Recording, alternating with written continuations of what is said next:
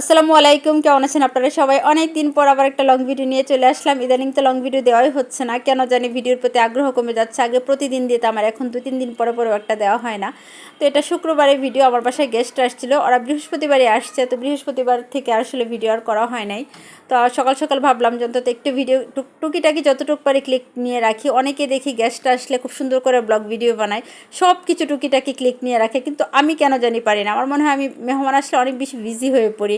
তো গেস্ট আসলে ওদেরকে যত্ন করতে হয় না, তখন এত ভিডিও করতে তো আমার মনেই থাকে না। তো যাই হোক, দুপুরে আয়োজন চলছে। তো আমার বড় ভাবি আসছে, ভাতিজা আসছে, ভাতিজির হাজব্যান্ড আসছে, পিচ্ছিরা আসছে, ভাইয়া আসছে।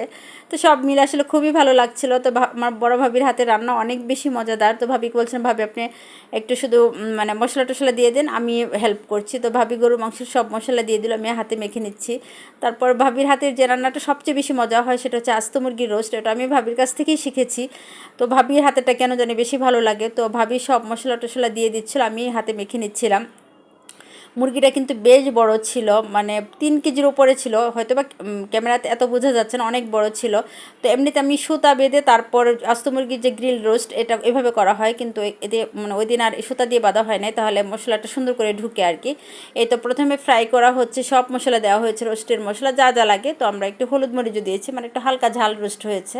তারপর কিন্তু একটা আলাদা একটা গ্রেভি করা হবে, গ্রেভির সাথে এটা মেশানো হবে। খেতে কিন্তু অনেক বেশি, বিশেষ করে পোলাওয়ের সাথে তো দারুণ লাগে, আর বাচ্চারা অনেক পছন্দ করে। তারপর গরুর মাংসটাও হয়ে গেছে।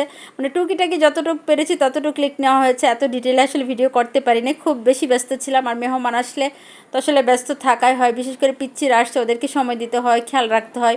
আর আমার ভাতিজির 2টা পিচ্ছি কিন্তু খুব ওরা পিঠাপিঠি ছোট ছোট। তারপর আমার জন বিবি তো এখনও ছোট, মানে সবাই তো একসাথে অনেক বেশি মজা করে, আবার দুষ্টুমিও করে। তো ভাবি সব রান্না করছিল, আমি জাস্ট হেল্প করছিলাম। চিংড়ি মাছের মালাইকারি দেখতে জানি না কেমন দেখা যাচ্ছে, খেতে অনেক মজা হয়েছিল। নারিকেলের দুধ দেওয়া হয়েছে, এমনিতে দুধ দেওয়া হয়েছে। তো তারপরে ডাল রান্না করা হয়েছে। তো ওইগুলো আসলে মানে ওইগুলো আর ভিডিও করা টুকিটাকি যতটুকু পেরেছি ততটুকু করা হয়েছে আর কি। মানে সব মানে এত বেশি ব্যস্ত ছিলাম যে ভুলে যায়, তারপর যখন মনে হয় তখন একটু করা হয়। তারপরে ডিম আলু আর চিকেন দিয়ে একটা চপ করা হয়েছিল পোলার সাথে খাওয়ার জন্য, এটা অনেক মজা হয়েছিল, এটাও ভাবি করেছে।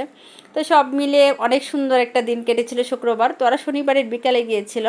তো এই তো দুপুরের আয়োজন, সব রান্নাবান্না কমপ্লিট, সবাই একসাথে খাওয়া হয়েছে, মানে সবাই একসাথে হয়েছে। আসলে হলে তো আলাদা অন্যরকম একটা ভালো লাগা কাজ করে, খুবই ভালো লাগে। বিশেষ করে পিচ্ছিরা তো অনেক খুশি হয়, সবাই যখন তারা অনেক দিন পরে তাদের দেখা হয়, মানে আনন্দে আত্মহারা হয়ে যায়। আমার ছেলে মেয়ে অনেক বেশি খুশি হয়। তো সবাই খাওয়া দাওয়ার পর কিন্তু বাচ্চারা ছাদে চলে গিয়েছিল, তারা অনেক বেশি খুশি। আমার ছেলে তো পুরাই অস্থির তাদেরকে দেখে।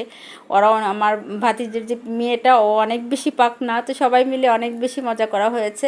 তো যে যেখান থেকে আমার ভিডিওটি দেখেছেন সবাইকে অসংখ্য ধন্যবাদ। ভালো থাকবেন সবাই, নেক্সট টাইম অন্য কোনো ব্লগে কথা হবে। আজকের মতো এই পর্যন্তই, ভালো থাকবেন।